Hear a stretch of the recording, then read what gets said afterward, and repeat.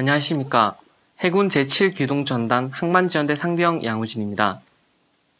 저희는 인생의 삶에 있어서 많은 선택의 기로에 놓이곤 합니다.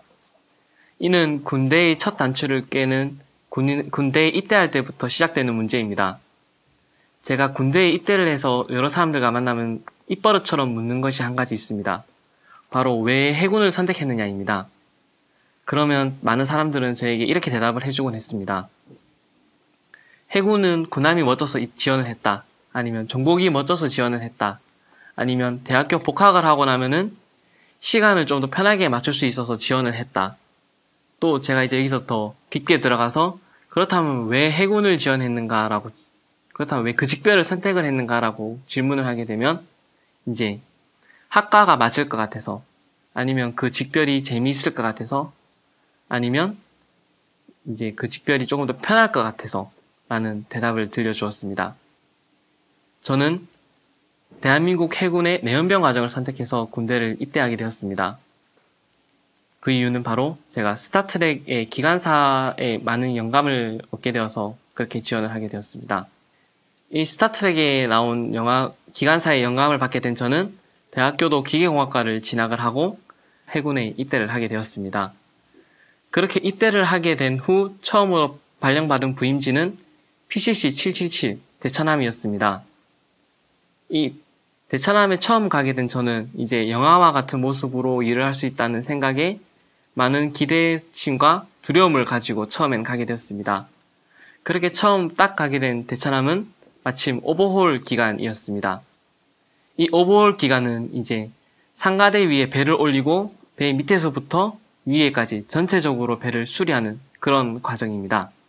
처음 배로 가게 된 저는 내연병이라는 임무를 가지고 가게 되었습니다. 하지만 이 뒤로도 조금 더 많은 일들이 일어나게 되었습니다. 때는 마침 풍랑경보가 떨어지기 쉬운 여름철이었기 때문에 무리하게 조업을 나갔던 민간 어선들이 이제 조업을 하다가 뒤집어져서 이제 그것을 구조하기 위해서 저희가 30분 만에 모든 구호 물자를 싣고 바다로 나간 적도 있었으며, 또 타국의 해상 초계기가 저희 해상으로 다가와서 그것을 대응하기 위해 간 적도 있었으며, 타국의 함선이 계속 이제 해안 경계선을 다가와서 저희가 그것을 대응하기 위해 쫓아가는 일들이 있었습니다.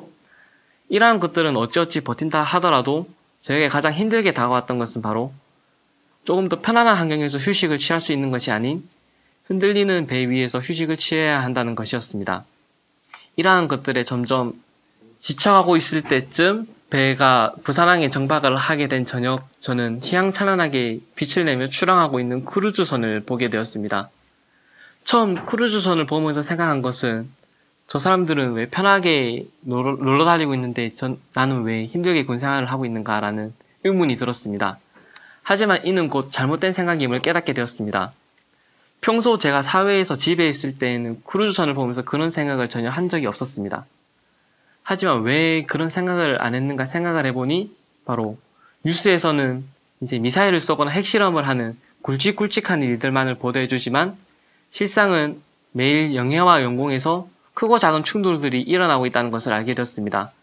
그리고 밖에 있었을 때는 몰랐던 이유가 바로 우리 군인들이 열심히 밤낮을 가리지 않고 경계하며 지켜주고 있었다는 것을 알게 되었습니다. 그렇게 사실을 알게 된 저는 조금 더 열심히 훈련에 임할 수 있게 되었습니다. 그렇게 6개월이 지난 뒤 저는 2차 부임지로 제7기동전단 항만지원대로 전출을 받게 되었습니다. 배에 있을 때는 육상의 자리가 편한 자리라고만 생각하고 있었습니다. 하지만 제가 육상에 와서 생활을 해보니 그것은 사실이 아니었습니다.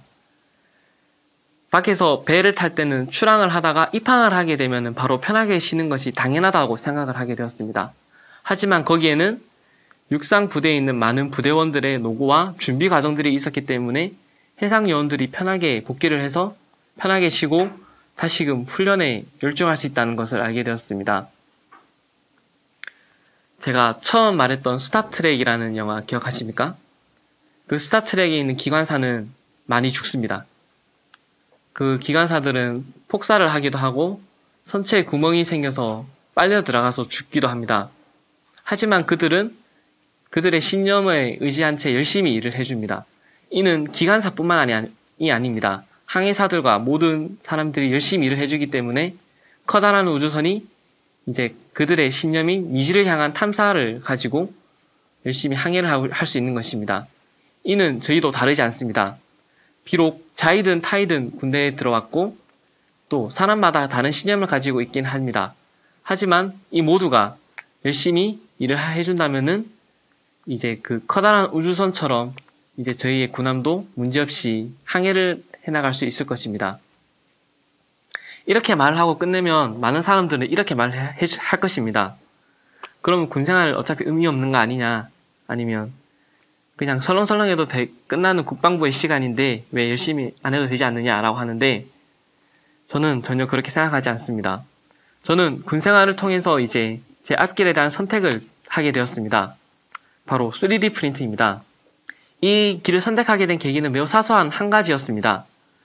하루는 제가 디젤룸에서 엔진실에서 이제 일을 하고 있을 때 저희 직별장이 저보고 볼트와 너트를 찾아와 달라고 하였습니다. 많은 것들을 찾아갔지만 사이즈가 다 맞지 않다고 결국엔 기관실 전체를 다 뒤져서 1시간 만에 찾아낸 기억이 있습니다. 그 일이 끝나고 저녁에 누워서 핸드폰을 하고 있다가 저는 문득 이런 생각을 하게 되었습니다. 굳이 찾을 필요가 없이 바로 그 자리에서 만들 수 있지는 않을까라는 생각을 하게 되었습니다. 그래서 저는 그때부터 3D 프린트에 조금씩 관심을 가지게 되었습니다.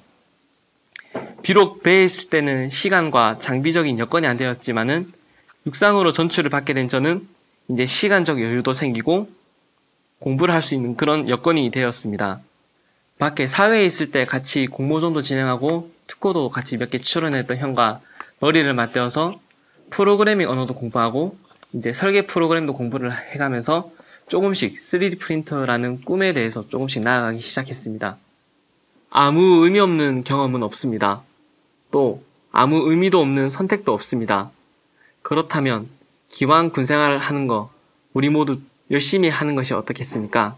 지금까지 저의 이야기를 들어주셔서 감사합니다.